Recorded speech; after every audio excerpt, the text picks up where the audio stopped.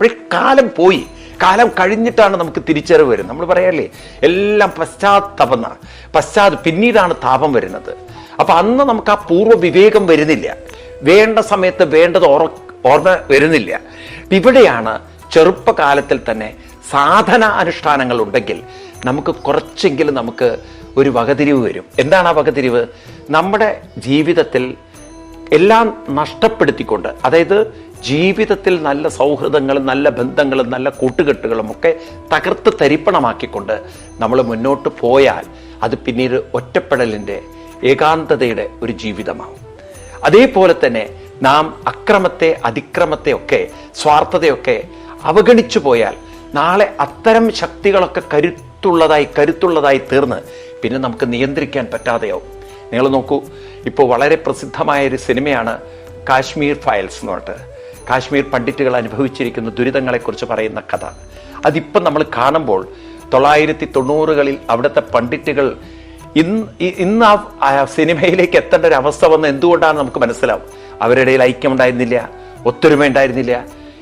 ഈ മറുഭാഗത്ത് അവിടെ മുസ്ലിം സമുദായത്തിലെ ഒരു വിഭാഗം അക്രമകാരികളായി വളരെ എന്താ പറയുക, മനുഷ്യത്വമില്ലാത്ത മതം തലയിൽ കയറി ക്രൂരന്മാരായി തീർന്നപ്പോൾ അവർക്ക് ഇരകളായി ഒരു മാറേണ്ടി വന്നു. എന്നാൽ അവരുടെ നീക്കങ്ങളെ മനസ്സിലാക്കിക്കൊണ്ട് ഒറ്റക്കെട്ടായി നിന്നിരുന്നുവെങ്കിൽ ഒരു തരത്തിലും അവരെ തകർക്കാൻ പറ്റില്ലായിരുന്നു. നിങ്ങൾ ഇസ്രായേലിൻ്റെ കഥ എടുത്ത് പഠിക്കൂ. ഇസ്രായേൽ എന്ന് പറഞ്ഞാൽ വളരെ കുറഞ്ഞ ജൂതന്മാരുടെ രാജ്യമാണ്. അതിനു ചുറ്റും ഈജിപ്തുണ്ട്, അതുപോലെ തന്നെ അങ്ങോട്ട് യമൻ, കിമൻ തുടങ്ങിയിട്ട് ഒരുപാട് ഇസ്ലാമിക, പലസ്തീൻ ഒക്കെ ഇസ്ലാമിക രാജ്യമാണ്. അവിടെയൊക്കെ ഇസ്ലാമിക നിയമങ്ങളുമുണ്ട്. ഈ ജൂതന്മാരുടെ നേരെയാണ് ഇവരുടെ അക്രമം. പക്ഷേ ജൂതന്മാർക്ക് എപ്പോഴും അറിയാം ഇവരെ ആക്രമിക്കുന്നുള്ളത്. അതുകൊണ്ട് തന്നെ അവർ അങ്ങേയറ്റം ബുദ്ധിപരമായിട്ടുള്ള ടെക്നോളജികളൊക്കെ കണ്ടെത്തി ഒരു തരത്തിലും അവരെ തകർക്കാൻ പറ്റാത്ത വിധത്തിൽ അവരങ്ങനെ വളർന്നു.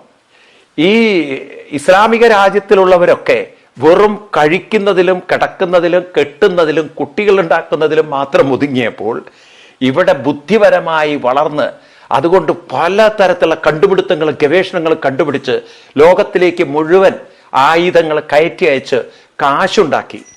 അതുകൊണ്ട് ആ ഇസ്രായേൽ എന്ന് പറയുന്ന രാജ്യത്തെ തോൽപ്പിക്കാൻ ആർക്കും സാധിച്ചില്ല എന്ന് മാത്രമല്ല, ഇന്ന് അവർ ഭയപ്പെട്ട് ജീവിക്കേണ്ട അവസ്ഥയിലേക്ക് വന്നു. എണ്ണം കൊണ്ട് ഇസ്ലാമിക സമൂഹം കൂടുതലാണെങ്കിലും, എണ്ണം കൊണ്ട് ജൂതന്മാർ കുറവാണെങ്കിലും, കഴിവുകൊണ്ടും ബുദ്ധി കൊണ്ടും എണ്ണമുള്ളവരെക്കാൾ വണ്ണമുള്ളവരായി അവർ മാറി.